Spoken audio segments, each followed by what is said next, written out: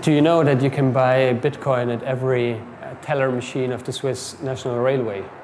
At every train station, you can buy Bitcoin. Switzerland, the land of milk chocolate, cuckoo clocks, pocket knives, exquisite handmade watches, mountains, bankers, and this. But now, Switzerland may be on the verge of becoming something more, a crypto paradise.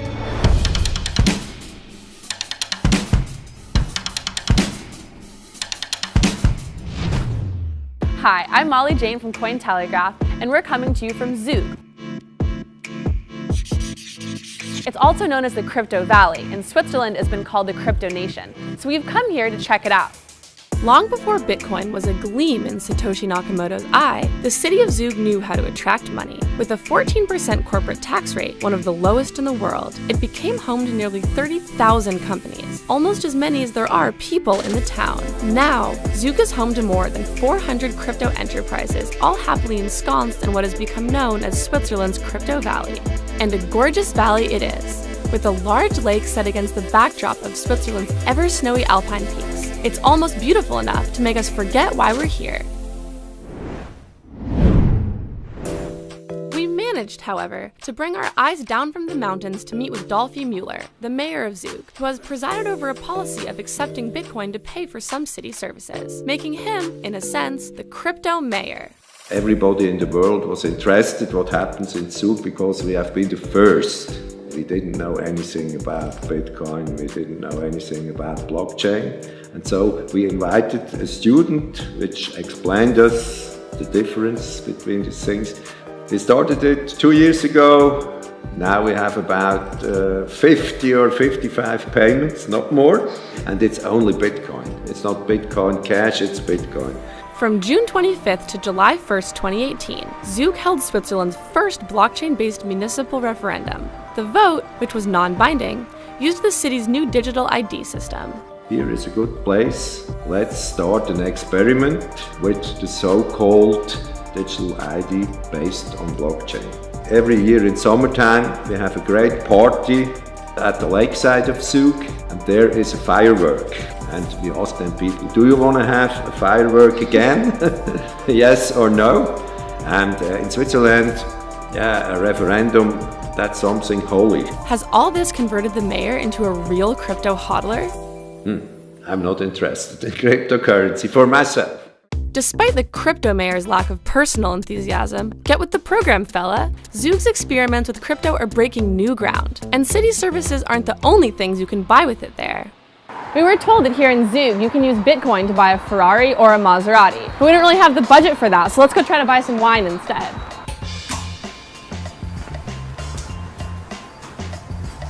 Hello. Hi. Can I recommend you something? Yes, I'm looking to buy some nice wine, preferably from Switzerland, but I'd like to pay in Bitcoin. Can I do that here? Yeah, of course, yeah. Oh, great. You can just take this one that you just looked. It's a very nice wine. It's a Syrah. Paying with crypto was as easy as scanning a QR code. And the wine was delicious. So we left Zug and drove to Lucerne, another important city on the crypto map of Switzerland. Here, its prestigious university is offering courses on cryptocurrency and blockchain. Hey, now we're over here at the Lucerne University of Applied Sciences and Arts, where students can pay for everything with Bitcoin and other cryptocurrencies. Let's go talk to the dean. We have several programs that are focused on blockchain technologies and distributed ledger, so which are small ones, which only last for 2 days. We give a short insight. And we also have a longer program, which lasts for about 4 months, where we really actually get deep inside view in these activities. And right now, for next semester, we're also starting in the bachelor program with courses dedicated to blockchain and distributed ledger. All of which makes perfect sense, since the university president's last name is Hodl. So the universities are into it. But what about Swiss officialdom? Later that day, we met Thomas Moser, an alternate member of the board of Switzerland's central bank, who has been a bit of a downer about blockchain technology, at least according to the news.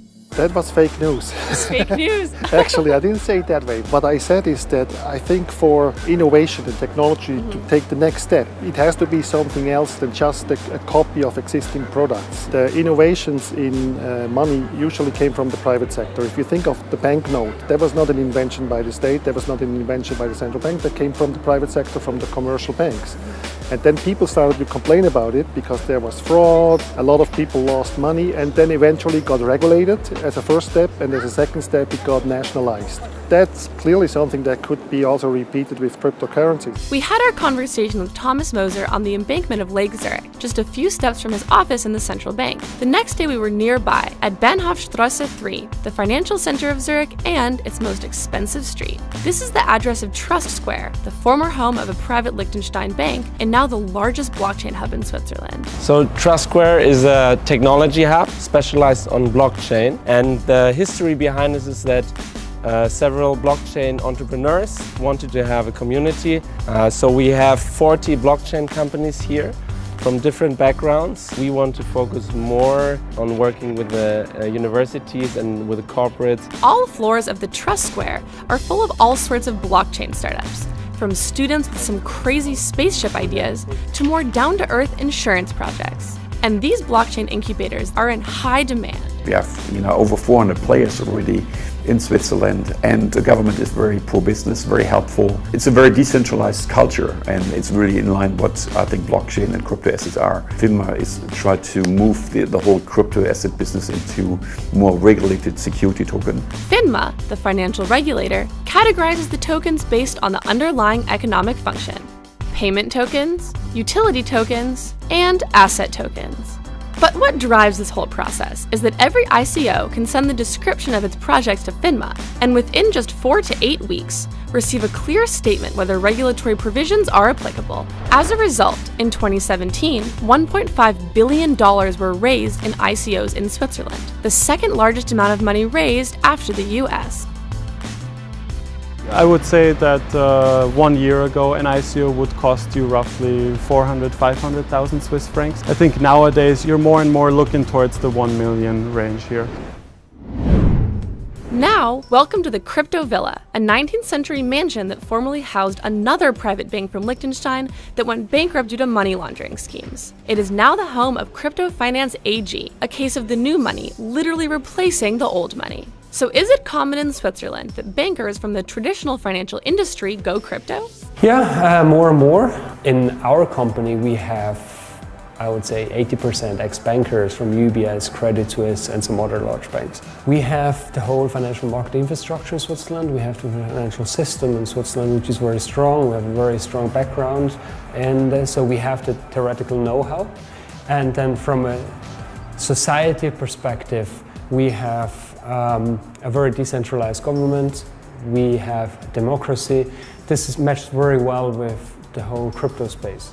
How difficult is it to open an account for a crypto or blockchain company? It's very difficult. There's only a handful of banks here in Switzerland that openly communicate that they want to have ICO clients open a bank account there. One of the problems still is that cryptocurrencies and Bitcoin still have this reputation of being used for illicit or criminal activities. And how beautiful will the ending be for cryptocurrency here? Let's just say that the signs are gorgeous. So is Switzerland a crypto nation after all? Currently, I say yes, we are a crypto nation on a very early stage, but we have everything to really become a big hub for crypto offering. So there's a high probability that we will see unicorns coming out of Switzerland in the next few years, because I think the foundation is in place. In the future, the blockchain technology will be a base technology that is used in a lot of applications, and the people actually won't realize that they're using a blockchain. I think at that stage we still have to think about what would it mean for monetary policy. What would it mean for financial stability? The question would also be, would there still be private banks? Would they still have a role in the payment system? We have to overcome some of our own hurdles and take some risks and move forward, because the competition is not sleeping.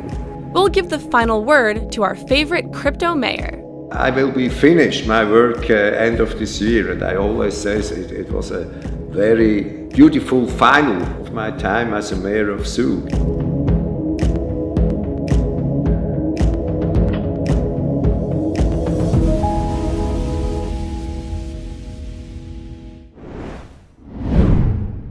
Although Switzerland has long been considered the banking capital of the world, it soon could become the global crypto capital.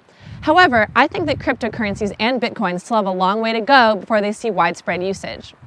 As the sun sets tonight over Zug, the crypto valley, Bitcoin may be rising over Switzerland. Cointelegraph. Like, subscribe, and hodl.